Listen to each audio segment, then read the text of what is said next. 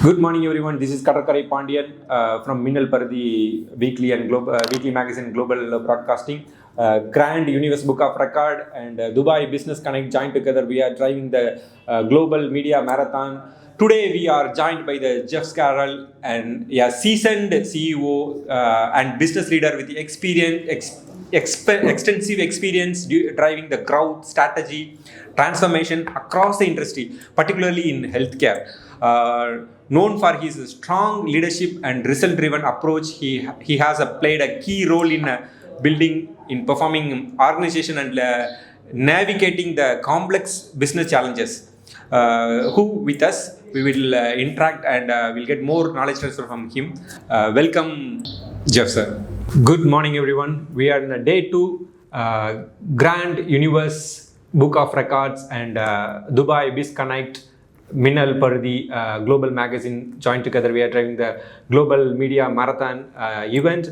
Today we are joined by Geoff Hudson-Searle, IBEM Group, a seasoned CEO and a business leader with extensive experience during the growth strategy and the transformation across the industries, particularly in healthcare. Known for his strong leadership and result-driven approach, he has played a key role building a high-performing organizations and navigating the complex business in challenges. So, who with us would you like to invite to the show? Please welcome Geoff. It's an absolute pleasure. Pleasure to be here. Pleasure to meet you. Pleasure. And Rajesh. Real pleasure. No, it's a pleasure, sir. Thank pleasure. You. So Rajesh Fernando with us, who has a 15 world record. This is our next world record. We are joined together. We are driving, and you have to. Thank you, Mr. Geoff Hudson-Searle.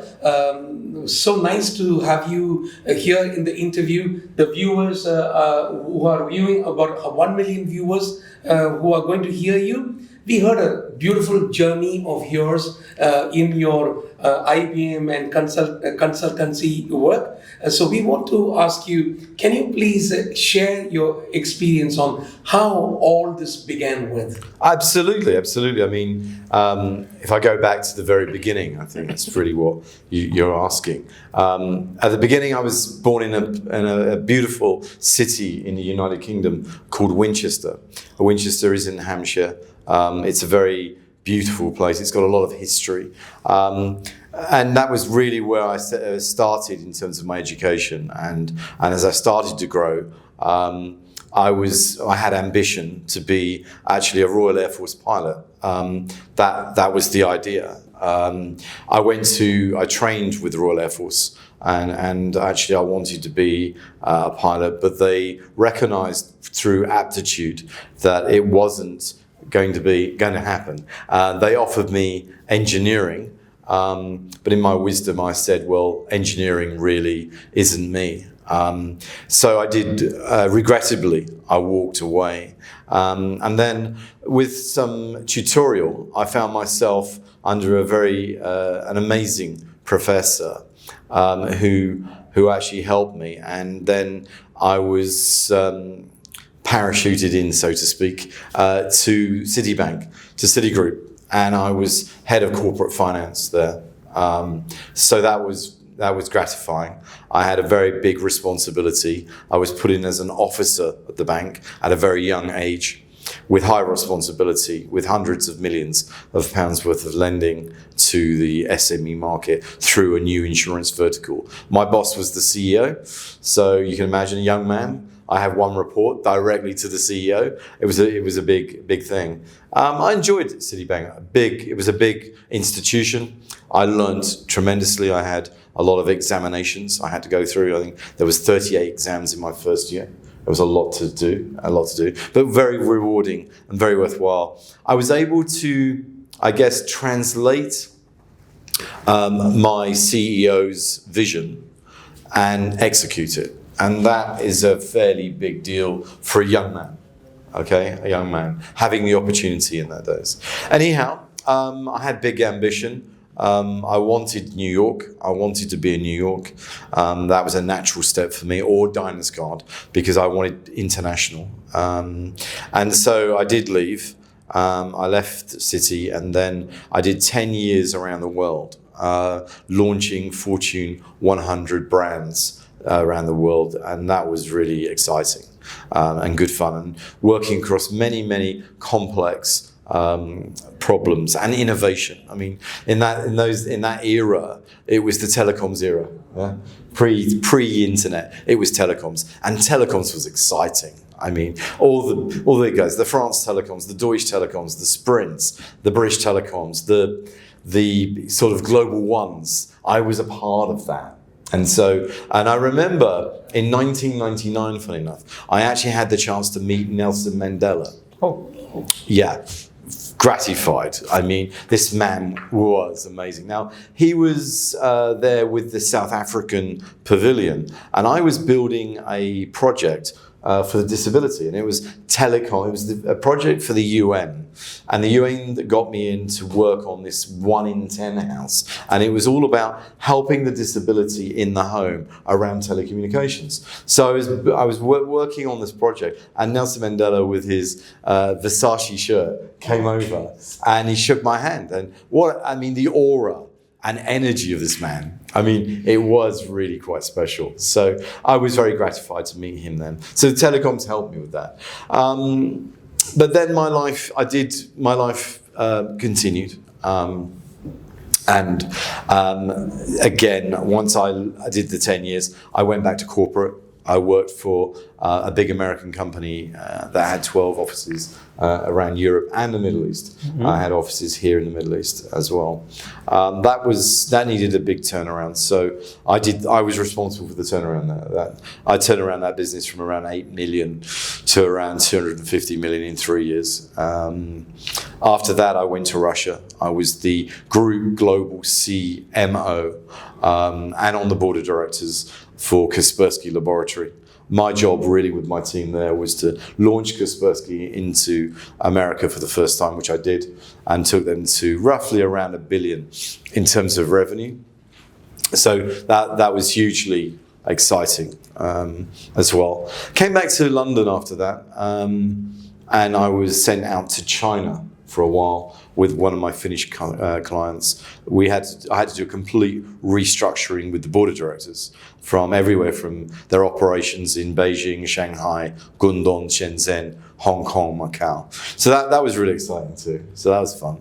And then Ford of Europe, the car company, sent me to Dusseldorf back in the day. So that was when strategy was needed around selling the car, but also in terms of the parts and the servicing and how to put that together. So that was kind of fun. And then there were some government organisations in the UK, the CSSA and the FEI, came together under a new brand called Intellect. That was my work. And then now today, actually, it's called Tech UK. And it really is the voice for technology within the UK.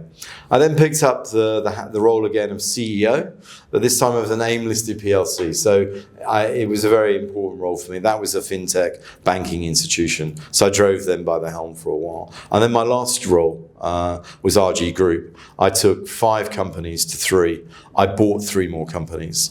I raised about 20-30 million and then took them to the London Stock Exchange. And that was about 18 years ago. And then 18 years ago, I said to my chairman, no more. I've worked in over 121 countries around the world. I've been constantly a corporate man. It's now time to set up on my own. And that's exactly what I did. So 20 years ago, 20 years ago, it was important that I set up the business. And we were all about supporting businesses through growth at that point. And that was the premise of it. So we had program management on one side, and the disciplines was all about the wisdom of the people that I had within the group. And then obviously on the other side, we were concentrating on business planning, investment, and which links into program management. Today, it's a very different business. It's had 2 decades of reinvention and change. And now today I'm very proud to say that we have an excellent team of people, both in the UK and Europe, and also here in the Gulf. And I'm very proud of my team. It is about people. It's always been about the wisdom of the people. And more importantly, it's about their contribution. It's about their ability to add value to our customers. And at the end of the day, that's really what it's about. So now we're able to innovate at a much grander and larger scale. Our concentration in the Gulf is very much on the banks and the fintechs. But we've looked at around 700 businesses, I would say, over the last sort of 15, 20 years in one form or another. And within those organizations, we really do provide them with the disciplines that they're able to then drive growth. Sometimes that is leadership, clearly. Sometimes that is really within the complexity of the hierarchy and the product offering and the product mix. But there are many moving parts. And so we're able to go in from 50,000 feet and actually get it right at about 3 feet in very quick phases of time. And with that, we're able then to look at the design thinking, the innovation, the entrepreneurial leadership, the business transformation that really needs to take place. And we concentrate on business transformation because, it's very clear that leadership's not capable of actually being successful within business transformation. 70% of companies fail. And I think a lot of that is because it's down to the people. They don't actually bring their people in as an integrated part of people, technology, and process. Very important, that bit, because the failure of transformation increases if you don't actually bring in your people. And to be fair, your people is very much around psychological safety. It's very much about well-being. It's trust at the very center of the organization. Now, we've had some events, as you know, in the last few weeks. But where organizations have had resiliency, it breeds more trust. You very rarely see a company that has got a bold leadership style with resiliency with its team and its people in a situation where they don't have trust. And you can look at military leaders of the past, and this is at the very core DNA of everything they speak about. Yeah, as you know, I write a bit as well. I mean, my last book was on trust, funny enough, and that was a bestseller. And I'm writing a new book, which will take trust to another level. Yeah, I'm kind of, everybody now seems to be a trust expert. Right, and I'm like, oh, really? Yeah, oh, let's inspire our people with big trust. And I'm like, what's big trust? I thought it was trust, right? So we are taking it to another level. We're starting to talk around what is the premise of infinite trust, because trust needs to be measurable. And I've got statistics, I've got analysis, and I've got research that shows that trust is an incredibly important part of economics. And it's an incredibly important part of the bottom line.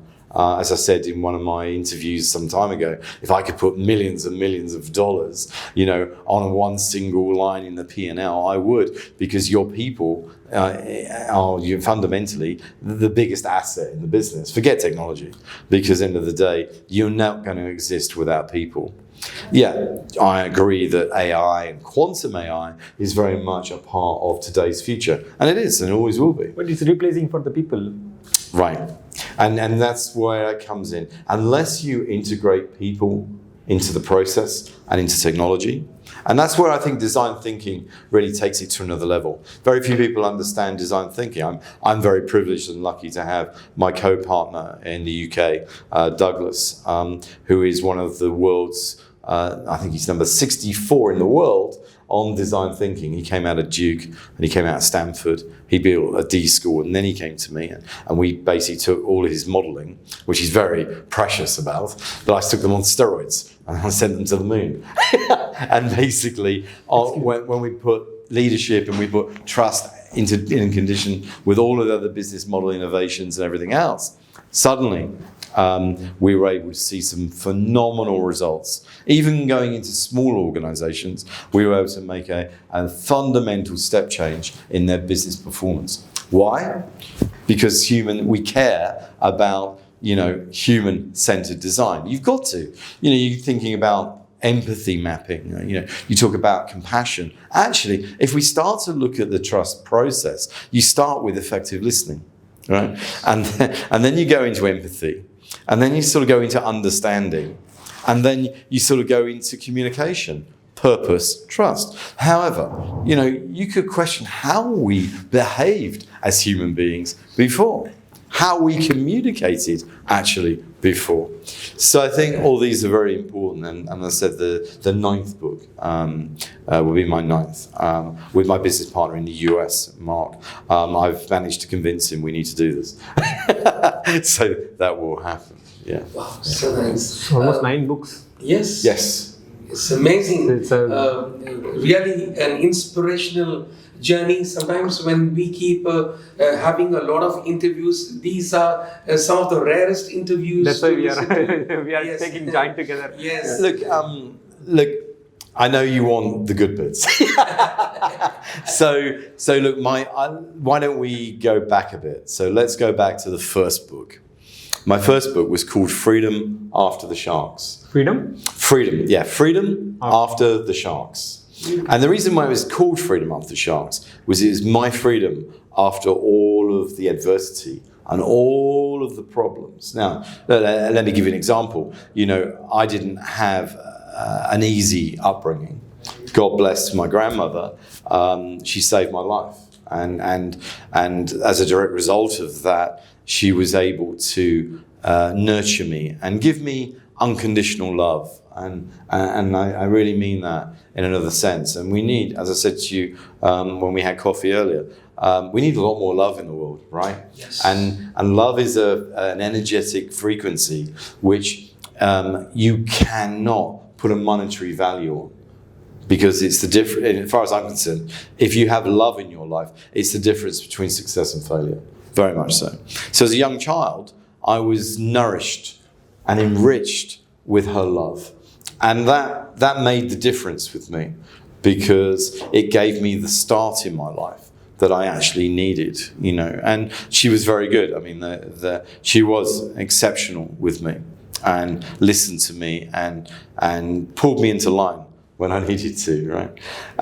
It talks about my teenager years. It talks about my adolescence and it talks about my first love. And it talks about my entrepreneurial journey, the ups and the downs and all the things that happen when you are running a business for the first time. And talks obviously about my corporate career, which I've just talked about earlier. And then finally, it talks about going to a place of peace. And I think that we all have to recognize that for many, a lot of people will not work with risk. For them, that's a bridge too far. For me, there's a great Chinese philosopher, Lao Tzu, who says the journey of 1,000 miles starts with the first step, right? And you have to take that step. And you're taking a step into the unknown. And you're coming out of your comfort zone. But in order to advance, every one of us, every mother, father, child, person on the planet, if you don't take that advancement, then you'll never know. And there'll always be if only. And the question I say to everyone that's listening to this right now is, do not be afraid to use your intuitive self, because we are in a world now where we're talking about authentic leadership, intuitive leadership, conscious leadership, for a better word. But a conscious leadership, whilst I understand the underpinning principles, for me is an energetic shift around leadership, because leadership needs to be reinvented. You're not going to navigate the terrains the dangers and the positivity that we have in our business world today without a completely different outlook on leadership. Right? And then for me, that's an energetic shift rather than using the word consciousness. I think each and every leader that operates in business today needs to have the intelligences. You know, IQ, yes, that's education.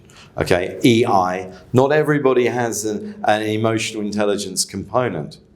But then you've got spiritual intelligence, you've got decency intelligence, wisdom intelligence. Come on, you know, it's like, come on, guys.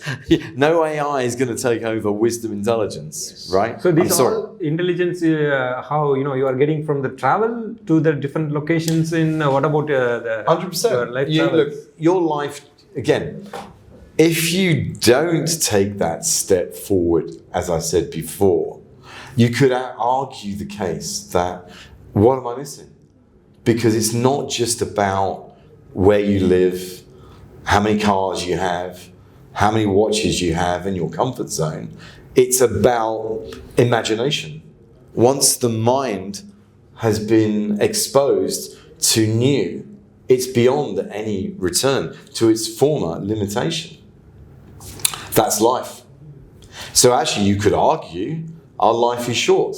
Well, it gets real shorter if you don't actually have the ability to open your mind and to drive forward things that should happen in your life, right? Because life is short. So for me, exploration. It's George R.R. Martin once said. He said, the man or woman that reads one book will live one life. But the man or woman that reads 1,000 books will live 1,000 lives. Wisdom intelligence is critical, is fundamental to leadership. And I mean leadership at government, and there's some very questionable decisions that we've all seen in the last few weeks. But equally, I've seen the same in business. And actually, leadership starts at home, right? It starts at home. And if you don't have integrity, if you don't have respect, if you don't have trust, forget it. Look, we've got a productivity hole in the world today, $8.9 trillion, right? Now, whether you like it or not, that's about 11% of global GDP. Actually, that's more than Apple, Amazon, and Google's turnover all put together. Now, do we need a change in leadership? Yes, we do. Every global report that you will see from PwC, from McKinsey, Bain, KPMG, doesn't matter. They do a yearly, annual global CEO report, and they swap it from startups, SMEs, and mainline multinational enterprises. And the statistics still stay the same. That basically it's something like 76% of all global leaders can only, if they're lucky, sustain the existing level of activity on a business. So I question why? Because we don't want leaders just to sustain and maintain, because we've got issues like stakeholders, investors. Okay, what we want them to do is to think differently. So we want them to be more creative. But actually, where we really want businesses is pivoting. Now, according to the same report, only 6% of global leaders have the ability to pivot within their business. And the percentage of that 6% are something like 85% of those leaders actually use design-led principles within their business, and they care about people. 16% is still in the second bucket, which is around creative. They've started a creative process. So then you say to me, why does business transformation, why is the number so high?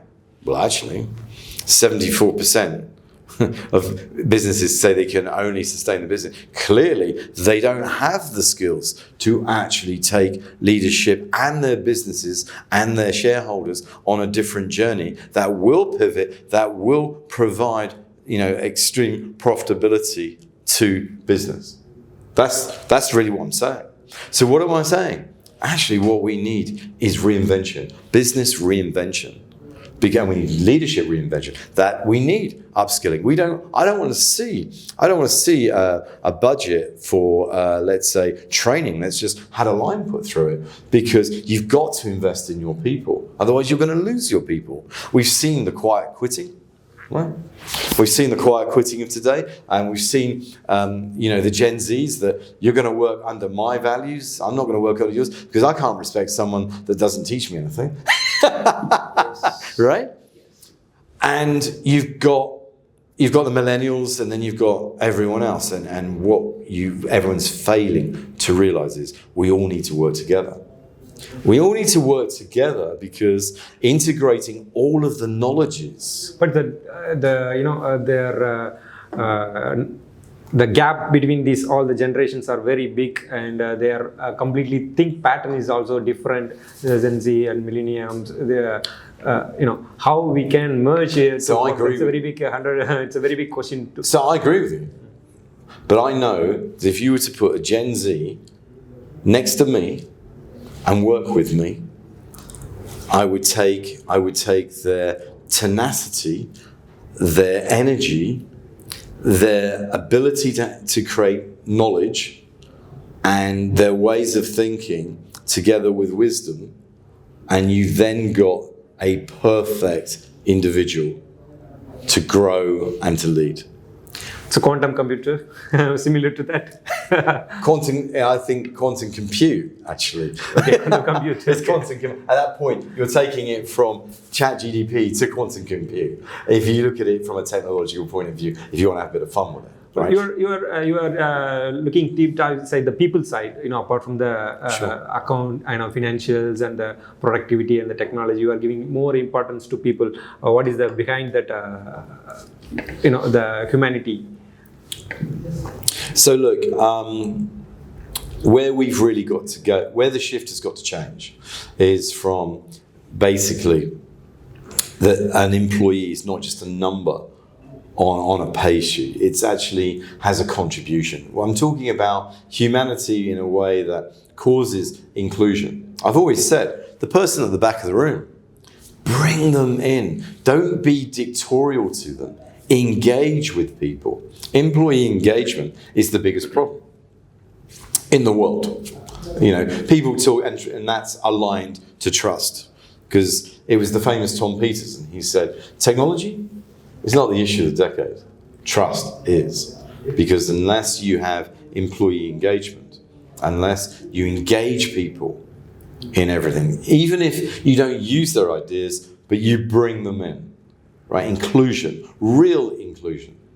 I remember, I can't mention their name, I was invited to a very large accounting firm, I can't mention the name, to actually provide a trust workshop.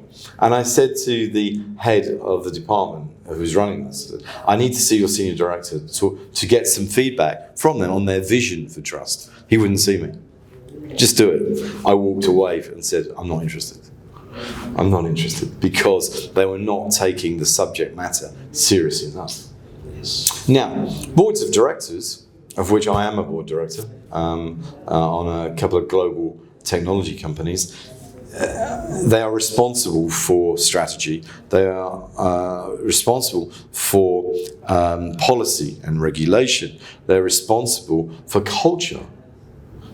But actually they're responsible for trust, and they take a very big responsibility over the people.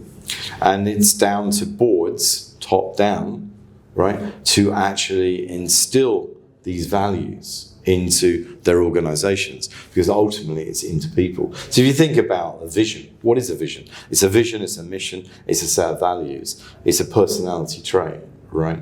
And you are morphing a behavior, a cognitive behavior, and therefore the way you behave and others are watching, it's all of the respect that I talked about prior, and all of these things are incredibly important to humanity, because we are eroding. Countries are getting divided. Towns and cities are getting divided.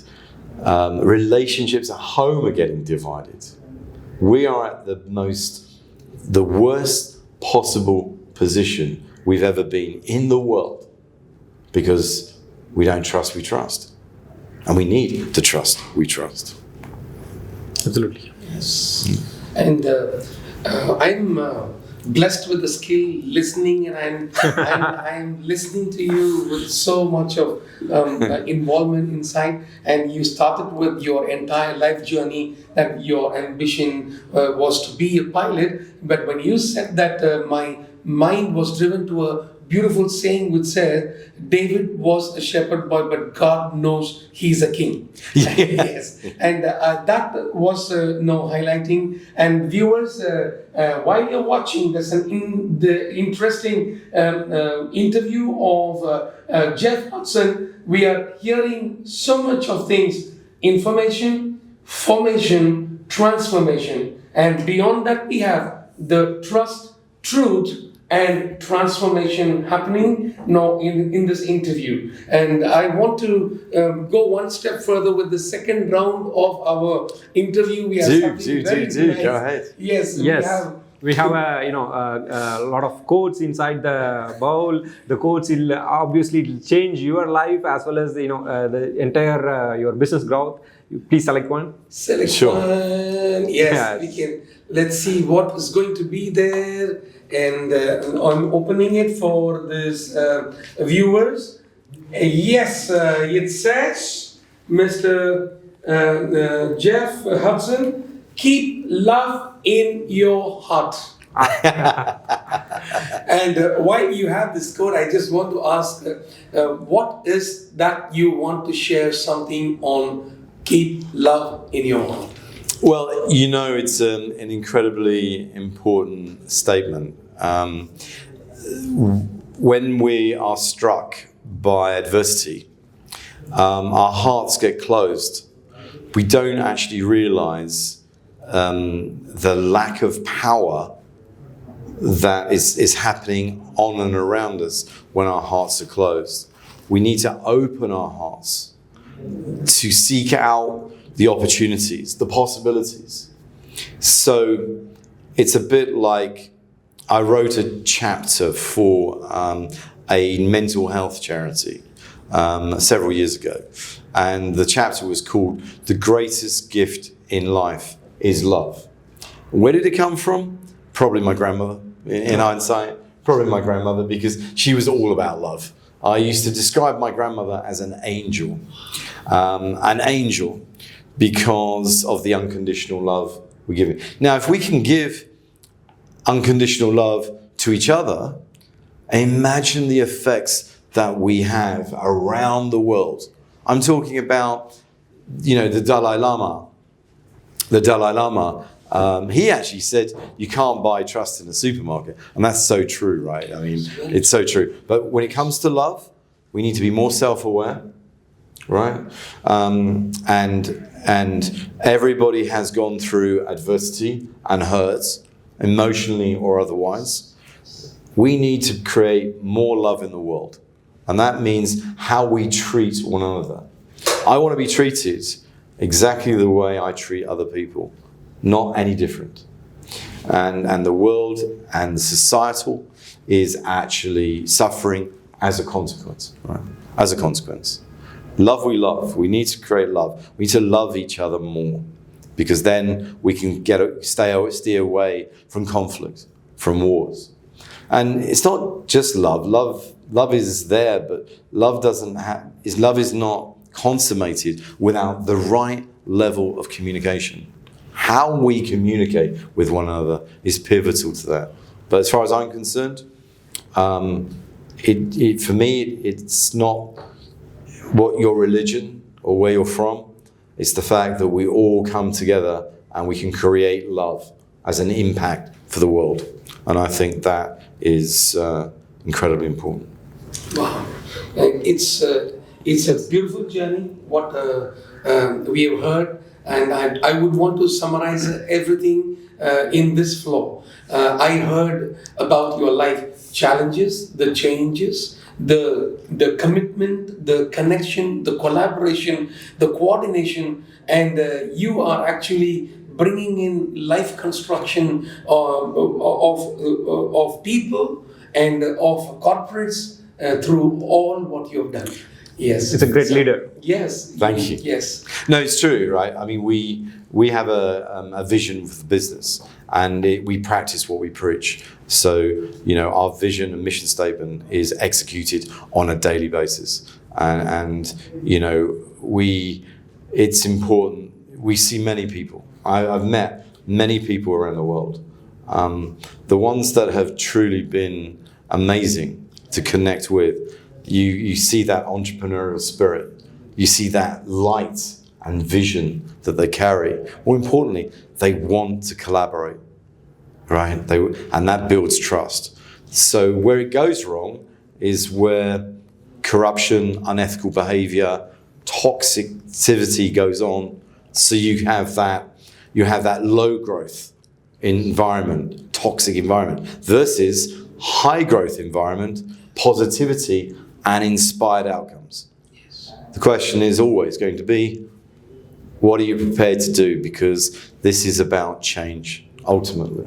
And it's down to each and every one of us to make a change for positive growth and fulfillment.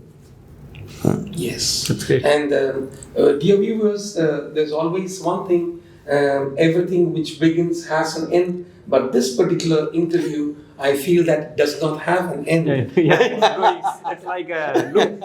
We want to listen, we want to learn, because we have here Mr. Geoff Hudson leading from front for entrepreneurs and business people who are viewing this interview. Here you have a true leader. Thank you, Mr. Geoff Hudson. Thank you, sir. Beautiful sharing. Thank you so much for being here with us. It's been a pleasure. Keep love in your heart. Thank you, sir. Thank you. Really, it's really inspiring. We have Mr. Rizwan. He said only very exclusive people. We also take a small little review so that it reaches in the social media also. Perfect. So that's why these two people, whenever they want special things, they come and say, so that was for that. Excellent. Actually, it's a great time, and thanks for your valuable time with us. And through our media, it will reach to the 110 countries for this. Your speech and your content, your knowledge will directly share to everyone, including all the CEOs and the professional upcoming entrepreneurs, and who are all ready to lead the life and lead the professional life. It's a message for everyone. Thanks for your time. Absolute pleasure, sir. Thank you. Thank you.